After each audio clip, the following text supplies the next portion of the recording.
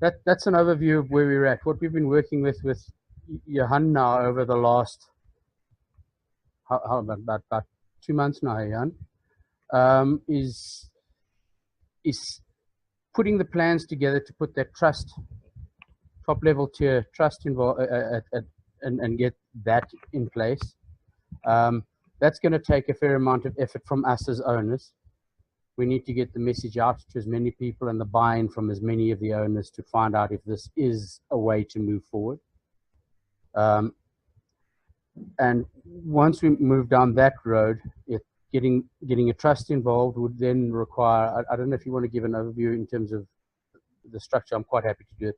What we're looking at is having 6 to 9 trustees on our board of trust, and of that, 4 being owners of Marloth Park, and 5 of them, or the remaining, being experts in fields, whether it be ecology, whether it be law, whether it be finance, or whatever we need. And all of these trustees are independent of business or effort that's involved in Marloth Park. And they're looking at Marloth Park for the benefit of Marloth Park overall. Below that, we move into a sphere where Ian Moss was as well. We're setting up a Section 21 company. And you had some challenges when you did that a while ago. But we need to put that in place. And within that Section 21 company sits the management that manages Marloth Park. They're accountable to the trust because they actually have to they have targets and objectives and goals and everything that they have to, and that's managed and monitored by the trust on behalf of the owners of Marloth Park. The intention as well is to try and get back at, I don't know how well you guys know, but a lot of the common assets of Marloth Park that when we bought our stands in Marloth Park are at large. Things like lion spray is not in the name of Marloth Park. It's wandered into the spheres of Nkomazi municipality. Now, and the parklands, and things like this. So there's effort. The game is sitting at large. We don't know who it really belongs to, although it's fenced in within Marloth Park. So there's some serious actions that we have to take as owners of Marloth Park to secure our investment, because a lot of those things that I've just mentioned actually underpin the value of our stand.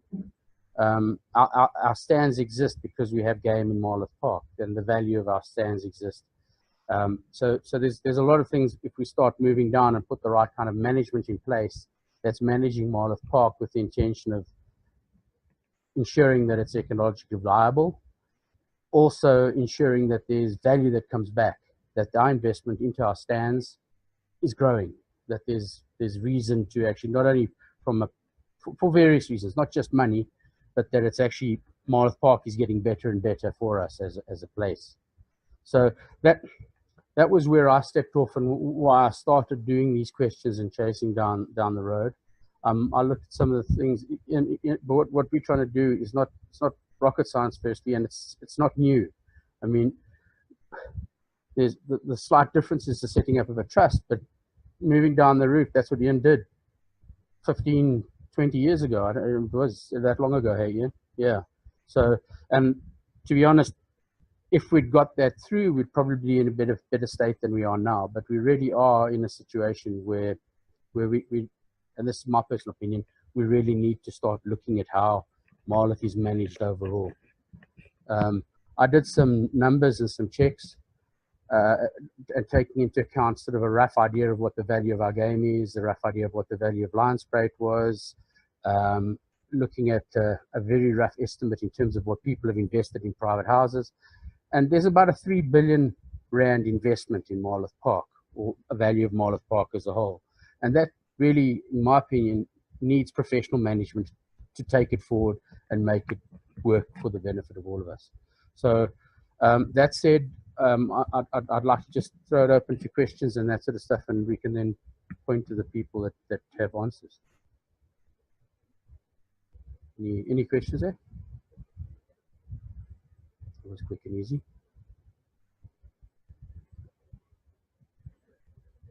There we go.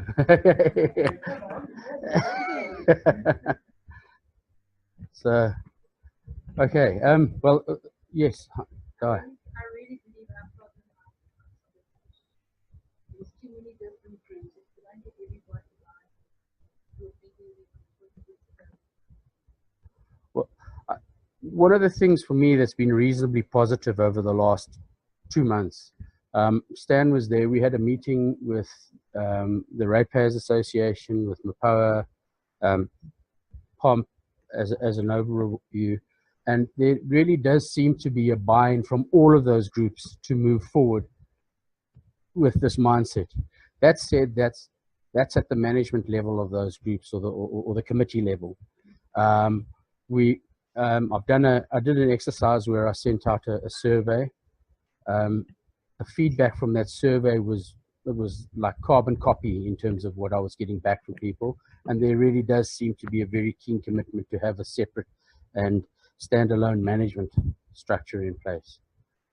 So there seems to be, exactly as you sort of put across, a very common interest to stop the infighting and get us onto common ground and moving forward. The challenge now is getting that happening. Stan.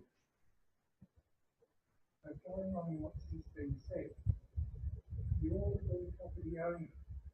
How do we get the other property owners to come along? That's what it boils down to. How do we get you, the property owners, to agree with each other? It's not the association who is the property owners. I don't like that one, so I'm not going to agree with that one. I don't like that one, so I'm going to disagree with what it does say. Oh, your property owners. Command your rights. Get together. Let's try and get something in one direction. They're all going in so many different directions. We need to get together. But shouldn't we all buy into Morris Park with the rules and regulations that were there to start off with? Now everybody's doing what they want to do. I think the first thing to enforce all those rules and regulations, they'll bring it halfway there. That's 100%. The biggest problem that we have at the moment is there's nobody to enforce those rules. We have a municipality which is the manager and enforcer of everything that exists in Marlow Park.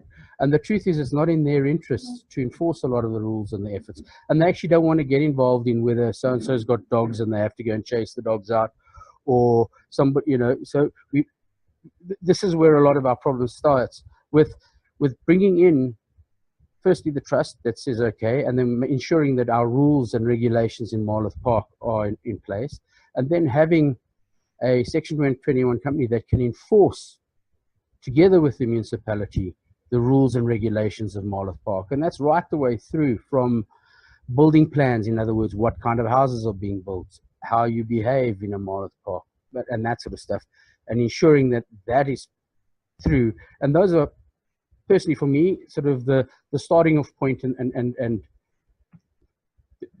there's two primary routes. The one is the town planning and the overall enforcement of our rules, and the other one is in getting on top of our ecology and biodiversity. And they've got to happen in parallel, but in a way, the biodiversity sort of really hangs a lot on us being able to enforce the rules, because really. Oh, sorry. Okay. No, so there's some guys listening and they want to hear that. I don't need a mic to be heard. All right. Oh, for the video. There's All right. guys on the, Okay. I was going to ask, what we have heard here was ecology driven. I mean, nature and animals and that type of thing. But the other part is all the management of the rest, the water, the electricity, and all everything that the municipality does. Do you see all of it to go to the trust, or only the ecology part to go to the trust and the managing company? how we see it is the trust manages the common assets and ensures that and correct me if I'm wrong, but all our common assets get held in the trust and they get managed for the benefit of everybody else. And the trust puts in place and enforces the rules that the Section 21 company administrates. Within that Section 21 company will be 4 primary areas. We'd have our ecology and our ecologist, and he would be enforcing what's happening in that side. We have our town planning and ensuring that the rules and regulations of the town planning, and that comes through. If somebody wants to build a new house, it comes through there and it gets signed off that this complies to our architectural overview, and it goes forward. We then have our tourism, and we ensure that the tourism dovetails with what the plans are of the bigger picture of Marloth Park, and that we don't have private owners, which is a significant member of us, or portion of us, financing other people coming up and setting up businesses and running their businesses on the back of us owning private property. That said, I do believe that there's a really big space for tourism and the opportunity of that, and it needs to be managed accordingly, but that needs to be managed. Hi, yes, Ian. Sure.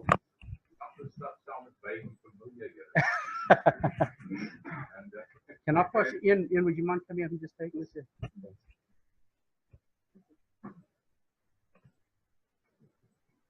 Thanks. I could hear what your problems are, and the problems were the same 2 decades ago. Make no mistake about it. But one of the things, and you know, if I can add on to what the prof has said here today, I mentioned this as we came in. You know, one of the things that I'm doing at the moment, I'm lecturing on environmental affairs and also global warming, etc. Now, if you look, Johan will confirm that. I mean, you look at the last 17 years in South Africa, globally, in fact, in the world, 16 of those were the hottest in recorded history ever. And that's for the last 1,300 years, most probably even more. So what you're facing in Marloth Park is far beyond what we faced 2 decades ago, because sustainability becomes your problem. If you cannot make that place sustainable, then whatever you're talking about here is going to be for nothing. And so what did we do 2 decades ago in order to make it sustainable?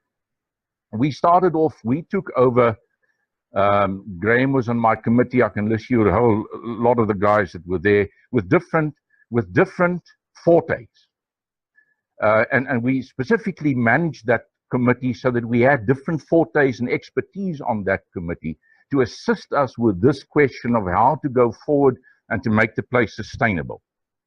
Now, one of the things that Advocate Duart Barnard did together with Judge Luther Weppener before I became a property owner there was they developed exactly what we're talking about here. Land development objectives, the whole story, and the structure that was required to put this place on a path forward. When I got there, Professor Werner Zeybrands, who was an expert in local government law, also became involved. And what we then did, we used whatever we could in local government law to put together a public company at the time. The idea of the public company was to do what we've discussed here today, to keep the place sustainable, to introduce proper management, to have a proper management plan in place, and so I can continue. But the main thing was, there were 2 things that were important for sustainability. One was funding. So what did we do? We entered into contracts with the municipality that roughly 80% of our municipal rates and taxes would be plowed back into the public company that belonged to the Marloth Park property owners. So every property owner would be a shareholder of that public company. And the directors would be equally divided between the local municipality and the property owner, so that you can then achieve this kind of synergistic management that we're talking about. So firstly then, there was the money. So without the money, you couldn't move forward, so we had the money. The second thing that was important is that Marloth Park, today, how many built up? Okay, in those days, we were somewhere between 1,000 going for 1,500 maybe. So you were literally at about a house per hectare in Marlow Park. That doesn't work from a sustainability point of view. So line spray was absolutely crucial to sustain the ecology of Marlow Park. And line spray had been purchased by the property owners of Marlow Park. So although it was registered in the name of the local transitional council at the time, the purchase price was financed through a special levy that was added onto the rates and taxes of the property owners of Marlow Park. And the local municipality got a loan at a very cheap rate at the time. I can't recall where the loan was, but it was a government loan that financed the purchase, and the property owners paid off over time. So a contract was entered into to bring line spray officially into the fold as the property of the public company. Then the other part of it that was crucial at the time, we were facing a serious problem with veterinary services who wanted to replace the Sneymans fence on the Crocodile River in front of Marlow Park between us and the Kruger National Park with a full quality, high quality game fence that would keep out buffalo, elephant, lion, the whole story. Now that would have to a certain extent killed Marlow Park as well, because the Sneymans fence, although it was a Sneymans fence, the game moved fairly easily between the Kruger Park and Marlow Park. So we did a deal with veterinary services. You put up the veterinary fence behind line spray, and we will take control of the Sneymans heining in front of us, and we will replace it with gabions to ensure that the Crocodile River, the embankment didn't fall away. And here and there we would have put in cables to keep things like hippo out of Marlow Park, and also elephants. And that was the deal at the time. So what you then had is exactly what your neighbors now have, which was called Kingsland, Ludwigslust. It's now called? Yeah, that's right. Now that place, Marlow Park was there. We had exactly the same deal. We would have had an open border with the Kruger National Park, but the prerequisite was the Kruger National Park must be happy that you are managed according to the standards of the Kruger National Park. So your access control and your entry control must be up to their standards, and they must be satisfied with that. So what did we do? There was, and this comes to the question that you asked just now. The first move was, Werner Zeebrand suggested we take over the municipal services as is. But the problem was, that public company did not want to engage in the maintenance of the roads, such as olifants, etc. It's too big for the budget of a company. You need a municipality for that. And the same with electricity and water supply, etc. Because at the time we also had problems. We could not put in proper fire hydrants for fire protection services. And I don't know whether you have fire hydrants today. But if a house in those days, if a house caught fire, it happened quite a few times that the boons played around with the gas outside or inside if they broke in, and the house caught fire. So the best they could do is to watch this house burn out and perhaps have a few guys outside to try and contain the fire, but that was it. And the reason for it was we had asbestos pipes that the developers put in at the time when Marlow Park was originally developed, and it just couldn't take the pressure that you needed for proper water pressure in Marlow Park. Now, all of those things were considered. We said, listen here, hang on. We could not possibly, without other sources, serious sources of finance, take over the entire municipal function for Marlow Park. So then we negotiated with province, with the transitional local council, and eventually also with the new ANC-driven Nkomasi municipality. We would take over security, ecotourism, and nature conservation. That was what the company would do. And for that, we would receive the money from the municipality every month. With that, we would appoint the kind of people that we were talking about here, the kind of security guards and protection services that Kruger National Park would be happy with. And under those circumstances, there it was, the whole recipe on the table. But it would have required some serious decision making, like what do you do with a buffalo in line spray? What do you do with the rhino in Lijnspruit? Because Lijnspruit's fences needed to be lifted. And then there was this interaction with lions, etc. You all know about the court case that I had to get the lions back out of the Kruger Park, and buffalo. You know, for some reason or another, our friends in the province were hell bent on culling buffalo whenever they came across from the Kruger Park, and on culling lion for all sorts of reasons, etc. Yeah, but fact of the matter is that all of that was theoretically taken care of. But then this is your obstacle that you were talking about. Then there were four officials from the old Marlow Park Transitional Local Council that were in a sort of conundrum whether they would sell their souls to the ANC-controlled Nkomasi municipality, or whether they would go with the contracts that were signed with the Marlow Park Local Transitional Council and that were signed off with province. So they decided on the latter because, one, there was fun to be had with all sorts of things that happened inside Lijnspruit. There were all sorts of other side issues on the table. And as a result of that, what did we have to do? We needed to ensure that we got rid of recalcitrant officials who would, on every occasion, jeopardize whatever the Marlow Park people wanted. And that's where the problem started. There are certain people in Marlow Park who would like to work with the municipality, who are friends with the municipality, wear badges that the municipality issues, honorary rangers. I mean, you know, I'm saying this because I know what I was up against. And that's where the whole thing came to a standstill, because the municipality then said, we will not pay this company. So this company could not employ who the company needed to employ. So now the company had to go to plan B. And that is what you are dealing with here today.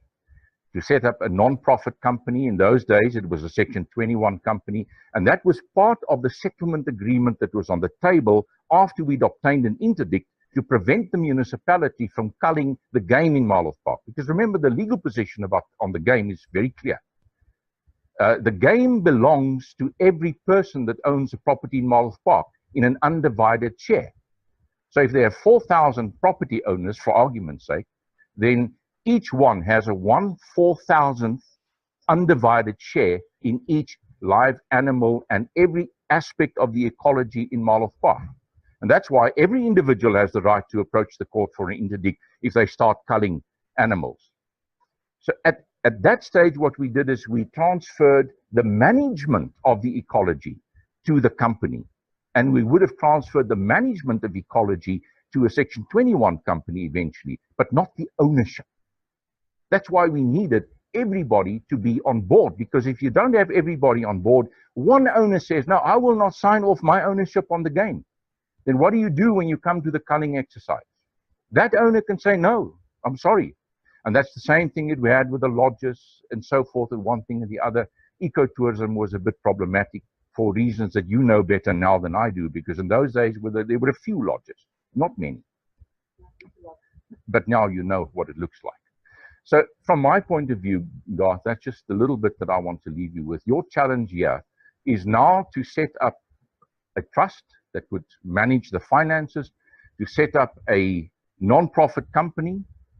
You don't need a public company as we needed at the time, but you can set up a non-profit company now, and you can do the things that you need to do.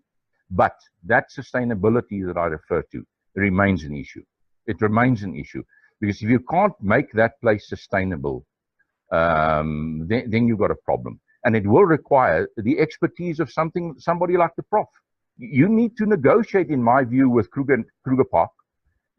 Even if you are just good neighbors, but you need to negotiate with the Kruger Park to eventually fall in line with top quality ecological management. And if you're not there, Kruger Park won't accept you. If you don't have proper access control and security at the gates, nothing will work.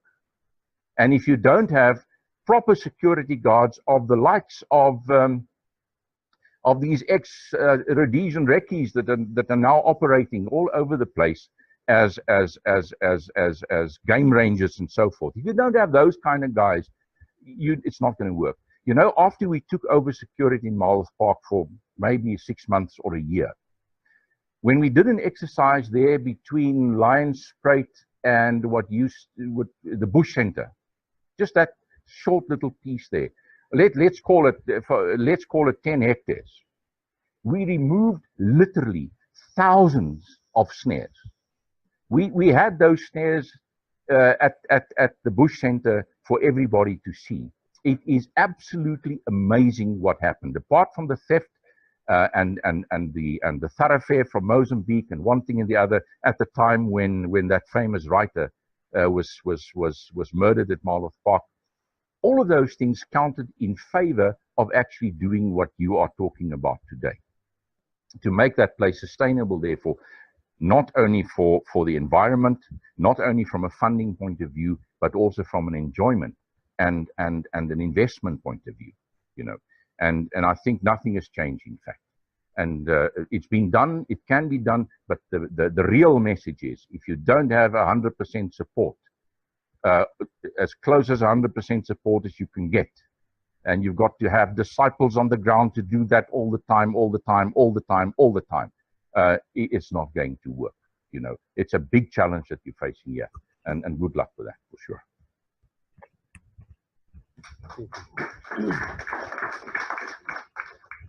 So there we go. It gives an overview of where we're starting from.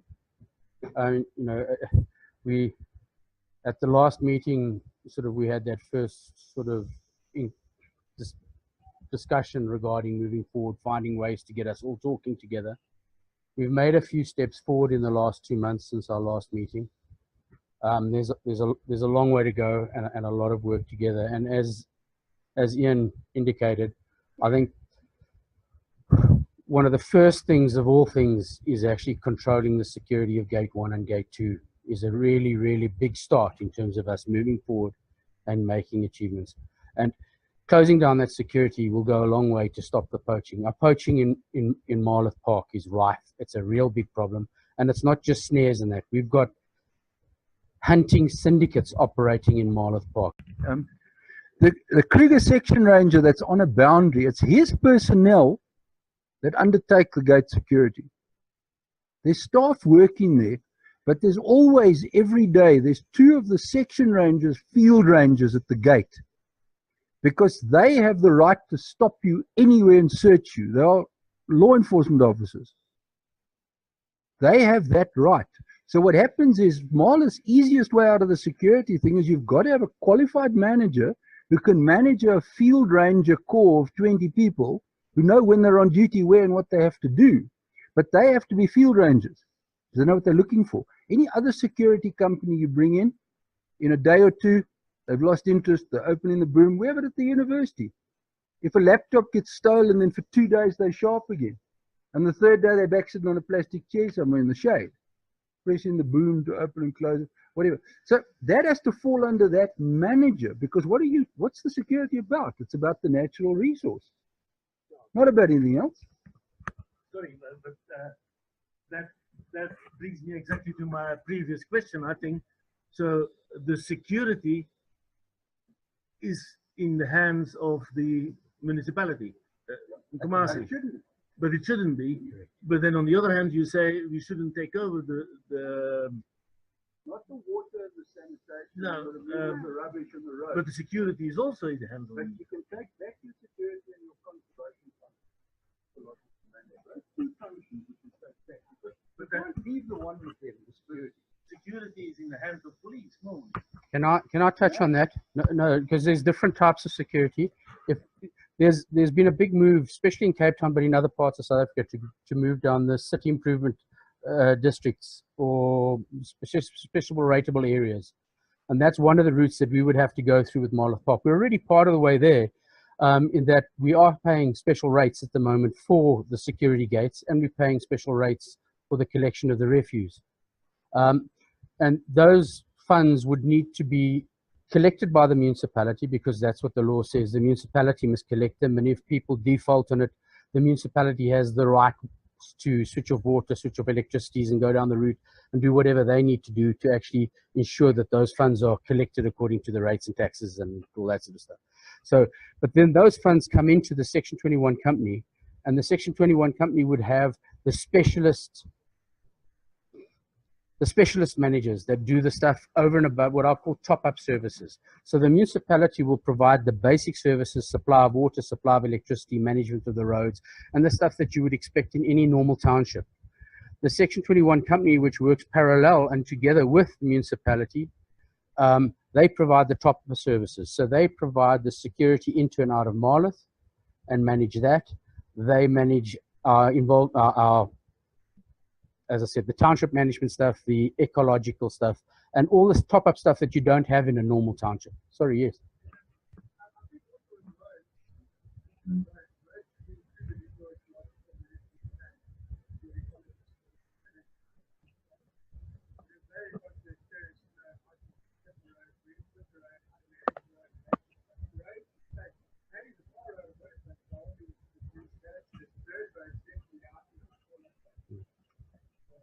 Well, it would have to fall into the management plan. Sorry, there was, for those that are watching on the internet, there was a question there regarding the roads.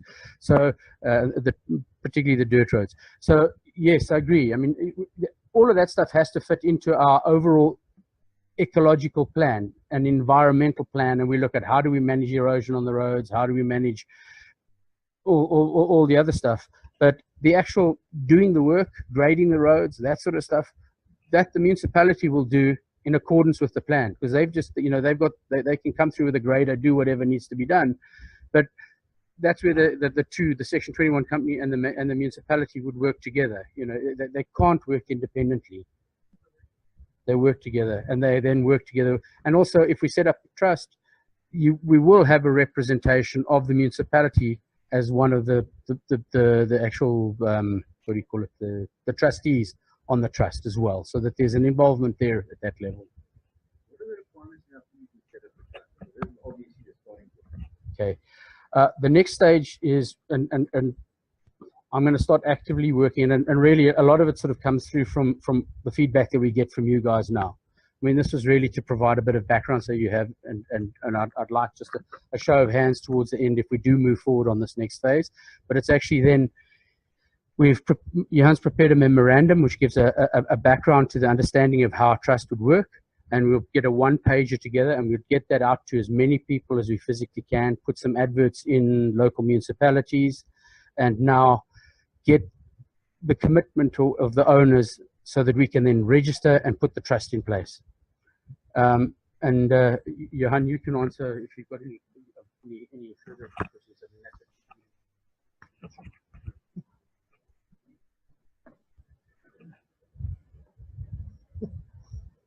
With regard to the trust, we've basically already set up or compiled a draft document. It's a working copy, so I don't think it's quite ready yet for distribution. It will take a bit of work further. I don't think we've decided yet who will be the final trustees. That has to be decided as well. And at some point in time, there will have to be a referendum of sorts. How that will take place, I don't think has been finalized either. There's 2,000 odd landowners in Marloth Park. So at some point in time, it's possible that you might all get a letter underneath your door with a questionnaire saying whether you are in favor or against whatever's being planned. And once that has been decided, I think then we can move forward, and then things can start happening a bit faster. What will happen if you do get people that get funny about it? Well, the first thing that you have to remember is majority rules. So if the referendum turns out after the referendum that the majority of the landowners of Marloth Park is against this, call it business model, well then back to square one, unfortunately. So it's just like a majority thing, it's not like a 1 or 2%. Well, they can make it difficult for you, most certainly. But I mean, at the end of the day, it's in all the landowners' favor to have things move forward. It can't stay the way it is. It's not sustainable. How they going to do this? Some of the, for instance, my neighbor, he only might get there at his place once a year. Well, I'll just. He said yes. Yeah. Yeah, look, touching on where you're at, I mean, that's getting the survey out to everybody else is a challenge. I've been at the moment trying to put together a database of people. I've got to a stage now where we're sitting at just short of 700 people on our mailing list for the POMP newsletter which goes out. Or when I submit that newsletter to the database that we're getting about 55% of the people are actually reading it or opening the document. So that means that at the moment, through that environment, I'm getting it out to, call it 350 people. One of the strongest ways that I see it as getting it out is on our on the various different Facebooks. Some of them have got significant members. Not all of them are members. A lot of the people that are on those Facebooks are just visitors that have an interest in Marloth Park. And I don't know how we would approach this, but I think that one of the best ways to do it would actually be contacting the municipality and asking them to submit the document when they send the rates and taxes out. Because one thing that Marloth is going for it is the strongest paid rates and taxes town in the whole of South Africa. We've got a 98% return on our rates and taxes. So I think that that's probably one of the strongest ways of getting out to people. But yes, there's a few challenges, and it'll mean everybody getting involved and sort of speaking to people and drumming it up and working together. You know, I don't. Yeah. That is exactly the way that we did it. Remember, we had to do the same thing, and we sent it out with the municipal vote. Yeah, right. You can, yeah. With the municipal rates and taxes vote, with a nice letter endorsed by the municipality at the time, and we had an enormous positive reaction. In fact, I cannot recall that there was a negative reaction. Really? So you know that makes Marloth Park unique from that point of view. And I would think that to add on to what Johannes said must be your first point of view. Yes. I could just comment first. Good afternoon. Involved with Marloth Park for a while. Graham, can you just grab? There's some people listening online, so Sorry. they're just trying to. I've been involved with Marloth Park for quite a while from Ian's days. Just a couple of things that I think are coming out this afternoon and have come out in the recent past. I'm not familiar with all the names, but the first thing is that there are several organizations in the park. The honorary rangers, Ian alluded to it, the property owners there, where you guys are here. There is a heck of a lot more, in my opinion. And I sit back and I look I look at this often. There's a lot more cooperation now than there has ever been. There's still a lot wrong, but there is definitely a positive move on the cooperation. So these things that you are looking at are going to be easier than what it was 15 years ago, where there was a hell of a lot less cooperation now. You are not going to get everybody on board from here for the next 4 or 5 years. But as you continue to make good progress, you're going to have a far better turnaround of people, like, for instance, your neighbor that you were talking about. So those are the things we mustn't lose sight of. I was just listening. There's not a lot of people in this group arguing with each other like we used to have. When I was at recent functions now, exactly the same took place. The other thing is that is very, very important, and I think with yourself you alluded to it, like the security, for instance. The security, yes, the company can take it over and whatever. Do not forget that you have to. You don't have an option. You have to work with the municipality. At the moment, it is an ANC-led municipality. It was at the time when Ian was chairman of the NEF, the same thing. And what we did was, where their majority focus is on all the informal, semi-formal, formal settlements around, not on Marloth Park, That was where their focus was. A few of us went in and worked with them to encourage them to come and assist us, because the focus is not on Moloch Park. It's not their vote base. So why should their focus be on it? So we need to also take very care of that and have a team. You said break down into several teams. One of the teams that is important is to have that mature group of people. Cheers, Jan. That mature group of people that can go and work with the municipality, because that's where you want the support and that's where you want the funding from. Please take note of that. And I think all of this that's going on is very, very positive. Thank you, Graham. I appreciate it. Yeah, sorry, one of the things that we've also sort of just thrown about, we haven't moved on and it's sort of hanging around, is that the trust intention is to sort of build up funds, but part of the funds could also be used as a outlying community support base, like building nursery schools, things like that.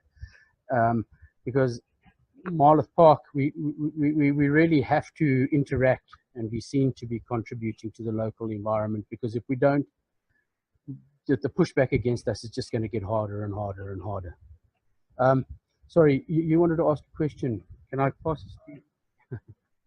Yeah. I'm going to throw a spanner in the works, because one of the big questions I keep getting asked, and I can never give a proper answer, so if the legal minds can help me out here, is if we took legal action and forced the municipality to honour their responsibilities, wouldn't that make what we're trying to do now defunct? The bylaws are all in place. The only thing, now I'm saying this as repeating the questions I keep getting asked on Facebook and in personal messages. The bylaws are in place. Basically, all we need is somebody to enforce them. Is it that simple? No, I'm not saying, it's not my opinion, but it's a question. We've got over just on 300 members of POMP, and a lot of them don't publicly ask questions. They private message me and ask these questions. And I'm at a loss to answer that question. The bylaws are in place. The municipality is responsible to enforce them. How can we get them to do it? Because if we can get them to do it, where's the problem? It's simple. With respect, I think that taking the court is rather going to be counterproductive. So if you do that, then it's actually the opposite of trying to work with them. So personally, I feel taking to court is the wrong thing to do. Working with them is the right thing to do. Well, that's part of the one of the biggest problems is skill. Remember,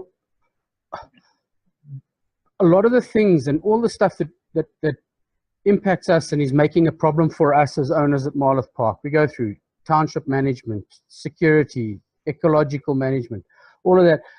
The bottom line is the municipality doesn't have that skill. They don't actually employ people with that skill.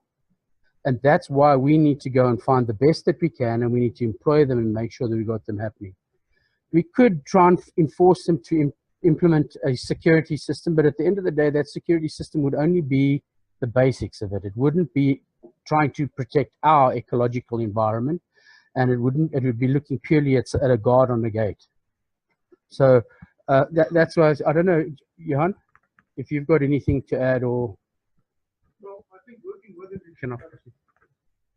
Sorry, it's going to run out of distance here, and then you can have to duck him because you've got to duck him.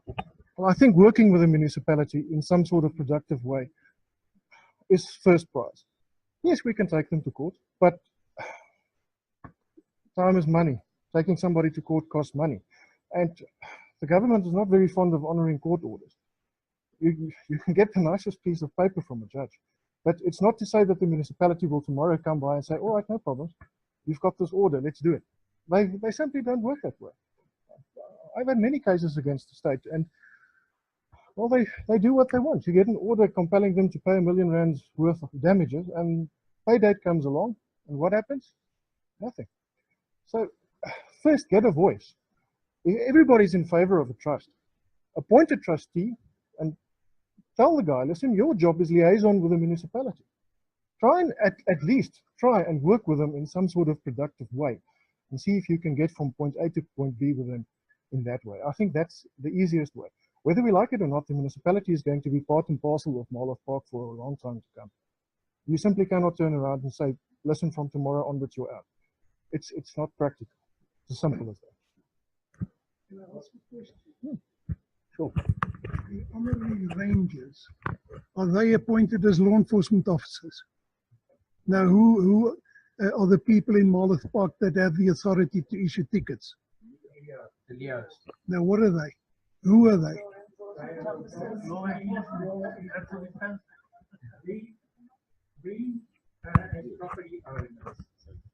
We as property owners, a couple of years ago, raised funds and they were sent to the municipality. They were vetted by the municipality. They were trained by the municipality. There was 9 originally, I think. Julie? 9. We now sit with 3. There's still a lot of confusion on what they can and can't issue tickets for. The one Leo, he's too old to get paid his 3,000 Rand a month from the municipality because the municipality computers will not take anybody over a certain age. They can issue fines for pets, infractions of the bylaws, but they cannot issue traffic fines, which is what they should have been able to do from the start. We were promised 4 new ones in August. They were trained. They were, what's the word? Sent to different areas. So we now sit with just 3. And it's difficult for them. 2 of them don't even have a car. So if they get phoned, they have to rely on the CPF to go and pick them up and take them to where the problem is. It's no good.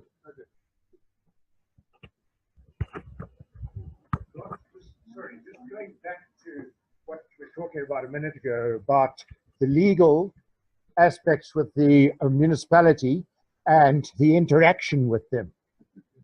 Sorry. Quite honestly, you need to do both at the same time.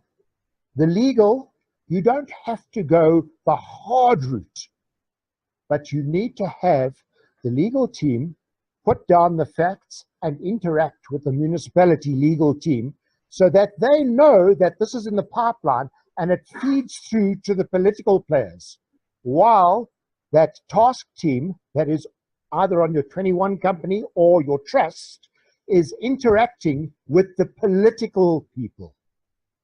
And that is very important that you get that right, because then from their side, their legal and their political come together and they actually drive the process for you. And that is something I would ask you. Now, I know we did that with Ian. There were some of us on the political side while Ian got on with the legal side. And it made a big difference. It saved us a hell of a lot of money in the long run. Okay, thank you. Thanks. All right, guys. Well, that's been, I think that we've covered a lot of ground. I don't know if there's any more questions, but getting close to sort of wrapping up time. What's time they say? 20 to 4, okay. Any, sure. If you're wrapping up, can I just ask for one more thing? No, sure. We have the meeting, the general meeting next Saturday. Is there anybody here that needs to bring up something? Yeah, are there any particular issues that you guys want to raise at the committee meeting in Marlow Park with Napoa?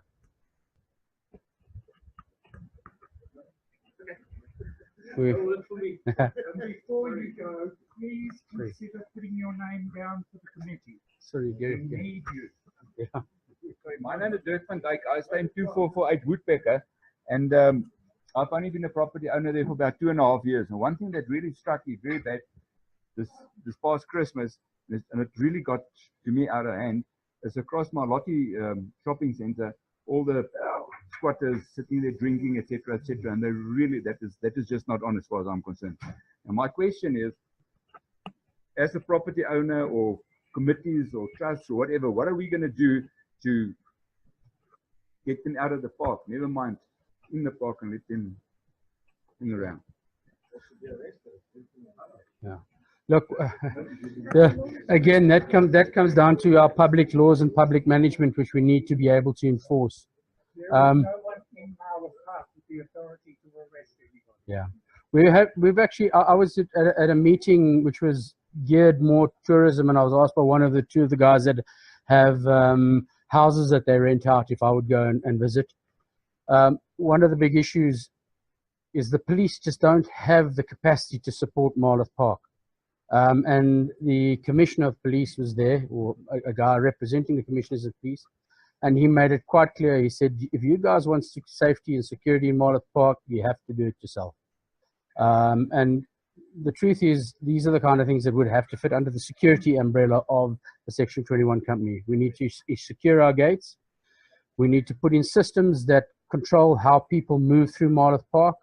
If we secure our gates, and guys that on that tar road, we can treat it like a parking lot. The guy comes through the gate, he's got half an hour, he's got to be out the other side. If he's not out, he pays 100 Rand an hour for the use of Marlow Park. And there's things that we can do, but these are all strategies that we need to put in place once we have management structures. One of the biggest problems with regards to that drinking problem is there's that bottle store that's in that environment, and the other bottle store at the other shop won't sell in smaller quantities and the likes to these guys, whereas that bottle store near the garage will actually sell a bottle of beer and whatever, and actually they know that the guys are drinking across the way.